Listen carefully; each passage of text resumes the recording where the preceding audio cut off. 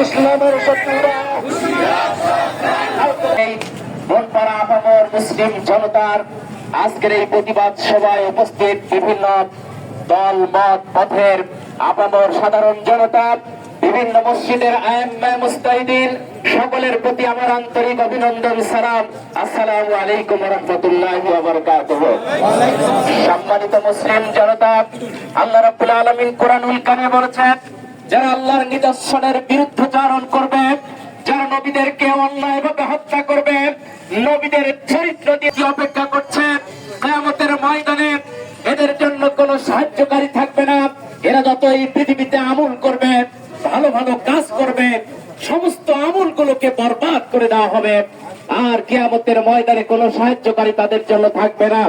সম্মানিত ভাইরা আমার, আমরা মুসলিম বিশ্বে দেখতে পেয়েছি এবং অমুসলিম রাষ্ট্রে বিশেষ করে লক্ষ্য করেছি, ওই ইংল্যান্ড থেকে শুরু করে সুইজারল্যান্ড থেকে শুরু করে একটার পর একটা মুসলমানদের বিরুদ্ধে কটূক্তি করা হচ্ছে, কোরআনের বিরুদ্ধে চরিত্রহীন লম্পট, সেই নরেন্দ্র মোদীর চরিত্রহীন লম্পট রাসূলের চরিত্র নিয়ে যে কথা বলেছেন, রাসূলের আদর্শের বিরুদ্ধে যে কথা বলেছেন, বাংলার মুসলিম জনতা, বিশ্বের মুসলিম জনতা সেই কুলঙ্গারের কথাকে মেনে নিতে পারে না।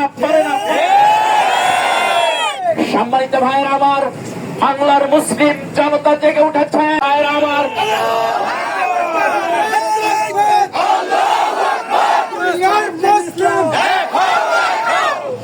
সম্মানিত মুসলিম জনতা, 15টি বছর আমরা সহ্য করেছি।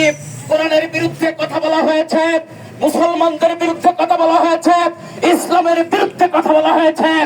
শুধু তাই নয়, বাইতুল মুকাররম সেই মসজিদে পুলিশ প্রশাসন, সেই পেটো বাহিনী শরীর যদি তার বিচার করা হয়, অতি শীঘ্রই যদি তার বিচার করা না হয়, আইনের আওতায় দায়েরে বিচার করা না হয়, গ্রেপ্তার করে শাস্তি প্রদান করা না হয়, তাহলে বাংলার মুসলিম জনতা প্রয়োজনে সেই ভারতের বিরুদ্ধে প্রতিবাদ করে